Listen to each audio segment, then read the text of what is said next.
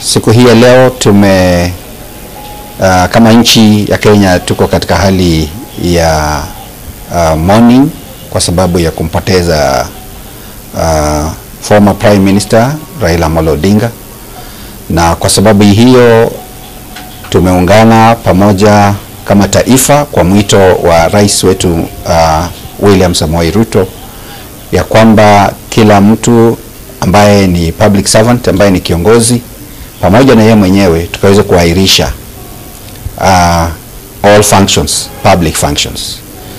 Na sisi kama Kisiwa National Polytechnic ambao tulikuwa tumekusudia na tulikuwa tushajipanga kufanya graduation yetu, hata wanafunzi wengine walikuwa shafika, lakini katika hali ya umoja na wenzetu katika taifa tumeweza kuahirisha mpango wetu wa kuwa na graduation yetu ya kwanza kama National Polytechnic.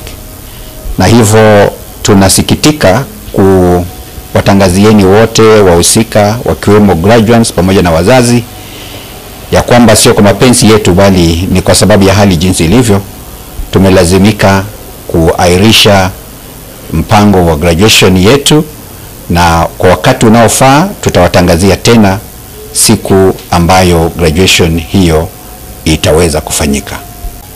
Lile ningependa kusema ni kwamba miongoni mwa wageni ama wageni mashuhuri ambao tulikuwa tumealika ilikuwemo rais wetu President William Samoei Ruto pamoja na wageni wengine mashuhuri, lakini mmesikia vizuri kila mtu jinsi rais amesema ya kwamba ameahirisha his personal state functions ama public functions, akatuomba sote tuungane pamoja na yeye kwamba kama public servants tukaweze kuahirisha zetu pamoja na zile ambazo yeye mwenyewe alikuwa amepanga. Kwa hivyo katika hayo tunaomba radhi.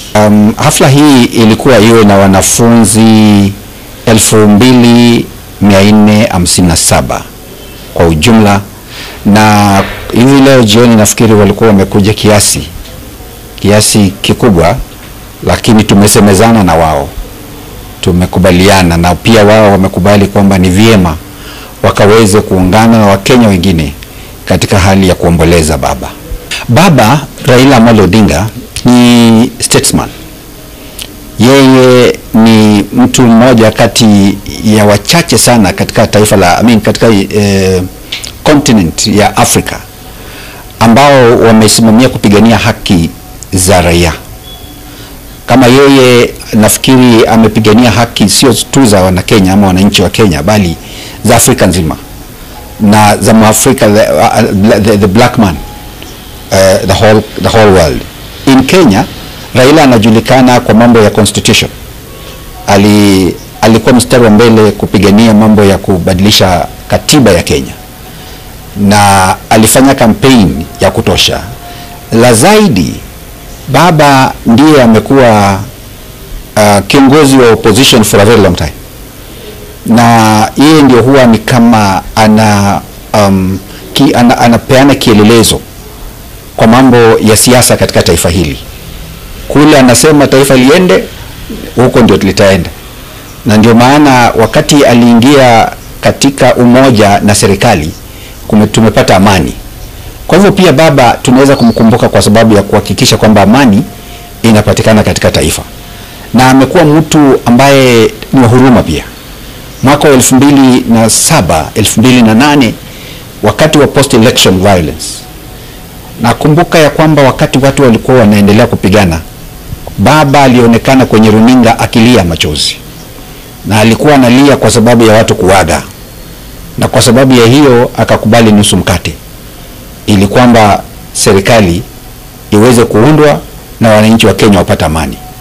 Kwa hivyo baba ni mtu ambaye hata kama ametuacha atakumbukwa kwa miaka mingi ijayo na vizazi vingi vijavyo kwa mambo mengi mema ambayo amefanyia taifa la Kenya.